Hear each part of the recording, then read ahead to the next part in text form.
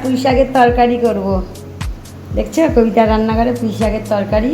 তো তার মধ্যে দিয়েছি দেখো আলু, কুমড়ো, বেগুন, দেখো পুঁই ডাঁটা।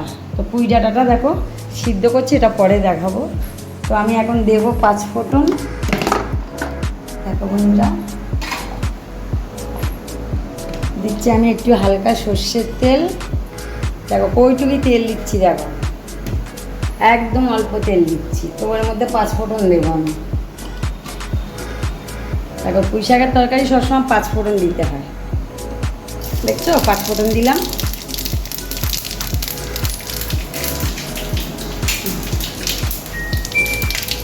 তো 5 ফোঁটনটা হয়ে গেছে, ওর মধ্যে আমি দিয়ে দিচ্ছি গোটা 2 লঙ্কা। পুঁই শাকের তরকারি ছোট্ট একটু পেঁয়াজ দিয়ে ভালো লাগে। একটু লঙ্কা দিচ্ছি, বুঝছো? তো এই যে আমি এগুলো ঢেলে দিলাম। এটা পুঁই শাকের তরকারি ভাজা হোক, ভাজা হতে হতে আমি একটু হলুদ দেবো। একটু হলুদ দিচ্ছি, একটু অল্প জিরে গুঁড়ো দিলাম। নুনটা দিয়ে রাখো, একটু কষাচ্ছি।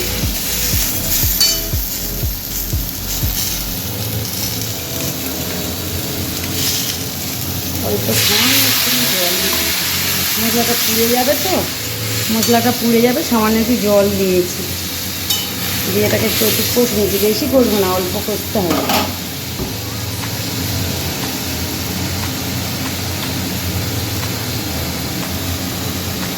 ও একটা পুঁই ডাঁটা রয়ে গেছে, সিদ্ধ করতে দেওয়া হয়নি, একটু ভাপাবার জন্য পুঁই ডাঁটাটা দিয়ে দিচ্ছি।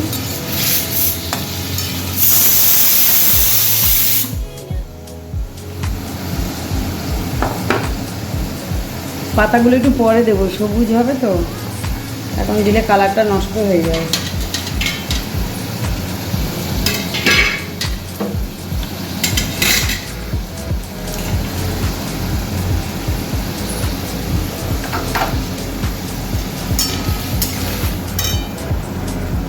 তো একটু পরে দেখাচ্ছি বন্ধুরা, বাকি যেগুলো দেবো একটু পরে দেখাচ্ছি। দেখো বন্ধু, ডাঁটাগুলো দিয়ে দিয়েছি, একটু ভাপিয়ে নিয়েছি, ডাঁটাগুলো দিয়ে দিলাম। তো দেবো এর মধ্যে এবার পাতাগুলো দিয়ে দেবো, একদম নিরামিষ। দেখছো বন্ধুরা, পাতাগুলোও দিয়ে দিলাম। এবার দিয়ে আমি ঢাকা দিয়ে দেবো, হয়ে যাওয়ার পরে আমি নামিয়ে দেবো। তো আর কিছু তো দিতে হবে না, হয়ে যাওয়ার আগে একটু মিষ্টি সামান্য দিয়ে দেবো, আর কিছু লাগবে না। নুন সব দিয়ে, নুন, কাঁচা লঙ্কা আর লেগেছে 5 ফোঁড়ন, আর কিচ্ছু দিতে হয় না নিরামিষ তরকারিতে, আর কিছু দিতে হয় না। তো আমি পরে দেখিয়ে দেবো বন্ধুরা বাকিটা নামাবার সময়। এবার আমি ঢাকা দিয়ে দিই।